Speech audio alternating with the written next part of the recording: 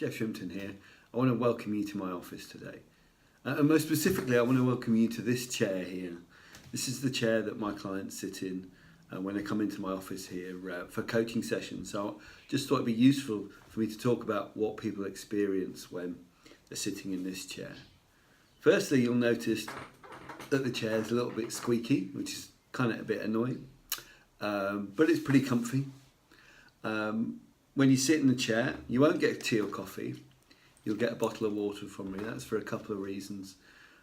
One is tea and coffee is a diuretic, which will only serve to make you dehydrated in the long term and have less energy. Secondly, it takes me 10 minutes to make you a cup of tea or coffee when you come. If I see 6 people in a day, that's an hour of your and my time spent down the hallway there waiting for a kettle to boil, which leads me nicely onto time management, because I'm not going to spend an hour of my day making tea when I could spend it talking to my clients. So time management is the first thing that you'll experience when you sit in this chair. And we will talk about how you invest your time. And listen to the word I use, invest, not spend. You spend something, you spend it, you never get anything back for it. If you invest, you get a return on it. And we'll be looking carefully into that. You know, as the owner of the business, as a business leader, think to yourself about what's your value to the business if you were to put it into an hourly rate. Is it 50, 100, 200 pounds an hour? Because without you, the business potentially would fail. So you really command a high salary, high value to the business in that way. Now think about the work that you do.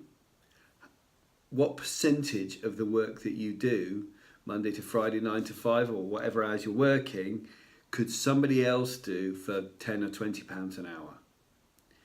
And the answer in a lot of cases is a frighteningly high percentage. Some people say 30%, 40%, some even say 80%, which means that you become a bottleneck in your own business because you're doing low value tasks when you've got great impact as a successful entrepreneur, but you're not unleashing that on the business because you're too busy doing your filing or your accounts or stuff like that. So that's one of the very first things we do, is look at your time management.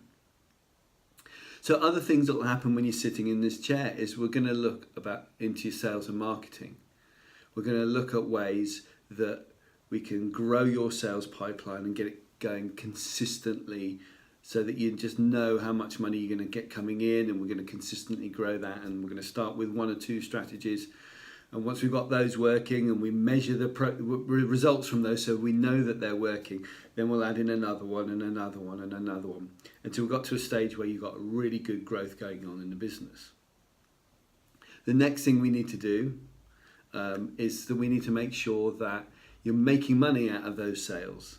So sometimes there's a gap in between what people think they're making per job or from each customer or from each product and what they're actually making. So we need to do an investigation into that. We need to make sure that you're making the money that you think you're making. Because in some cases, businesses that are making a loss, they're making a loss not because their monthly overheads are too high. Actually, it's because they're not making enough money on each job. So then if we increase the sales, all we do is increase the pain, and they end up losing even more money. So that's really important we make sure we don't do that. So we can absolutely optimize every ounce of profit through the business. We'll also work on things like making sure you get paid quicker from your clients, and the money and the cash moves quickly through the business so that you know where you are, and importantly, where you're going to be in the future as well. So other things that will happen when you're sitting in this chair is we're going to talk about your team. We're going to look at how you can be a great leader within the business, how you can create a culture within the business, how you can attract the best team, how you can keep them, and how you can challenge and push them and motivate them to a level that they're really enjoying what they're doing, and also they're delivering you great results as well. So it becomes a win-win in that situation. Because I haven't met a business owner yet that doesn't really care about their people and wants them to grow with the business, but sometimes the skill set there isn't there, and there's a frustration that they don't quite get it, they don't understand, and that's normally around clarity. So we get that all ironed out as well. And one of the most important things that's going to happen in this scene is a personal transformation.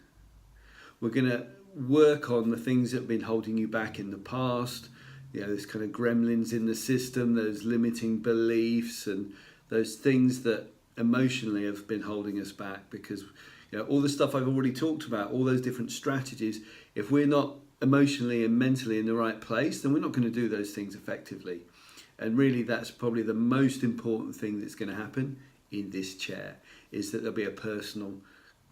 We talk about personal growth, but actually it kind of works a bit differently than that.